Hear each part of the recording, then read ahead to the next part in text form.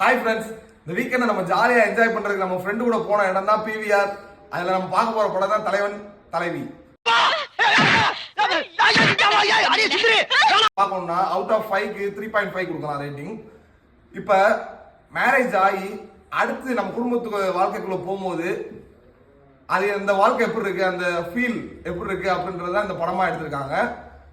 இதோட major positive things வந்து இப்போ லவ்னா எப்படி இருக்கும், ஆஃப்டர் மேரேஜ் லவ் எப்படி ஒர்க் அவுட் ஆகுது, இல்லை வாழ்க்கை எப்படி நடக்குது அப்படின்றத பற்றி தான் இந்த படம்.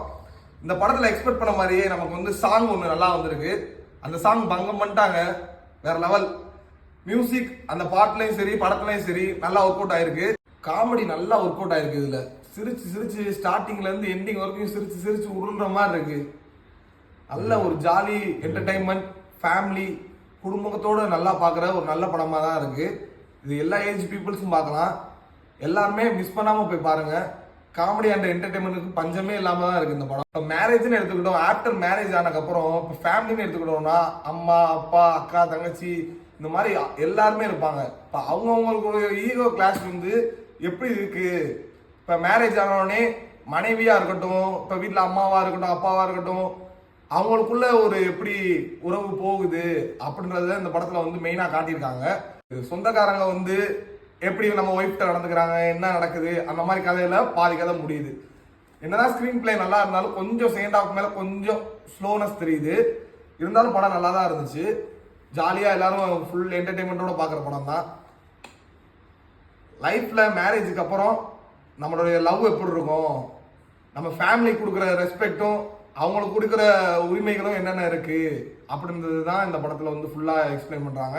ஒரு ஃபேமிலி, ஒரு லவ், ஒரு மேரேஜுக்கு அப்புறம் எப்படி இருக்கணும் எப்படி இருக்கக்கூடாது, அது ரெண்டுமே இந்த படத்துல பார்த்தே நம்ம கத்துக்கலாம். இப்ப நார்மலா எல்லார் வீட்லயும் வந்து கல்யாணத்துக்கு அப்புறம் என்ன நடக்குதோ அதை அப்படியே வந்து மாறாம அப்படியே கொடுத்துருக்காங்க இந்த படத்துல. ஜென்ரலா இப்ப மேரேஜுக்கு அப்புறம் என்ன நடக்குது அப்படின்றத இந்த படமாவே ஃபுல்லா எடுத்திருக்காங்க.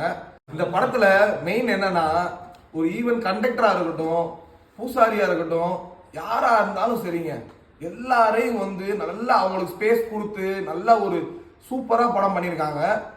அதுலேயும் வந்து ஒரு 2 கேரக்டர் இருக்குங்க. அந்த 2 கேரக்டர் வச்சு தான் படம் ஃபுல்லா ஓடும். நீங்க வந்து படத்தை மிஸ் பண்ணாம பாருங்க, அப்போ உங்களுக்கு வந்து தெரியும் அந்த கேரக்டர் எவ்வளவு சுவாரஸ்யமா இருக்கணும். கடைசி நீங்க வெறுக்கலாம் செய்வீங்க, அந்த அளவுக்கு பங்கமா போகும். நீங்க அதை பொறுத்திருந்து நீங்க படத்தை பார்த்து தெரிஞ்சுக்கோங்க, படம் நல்லா இருக்கு.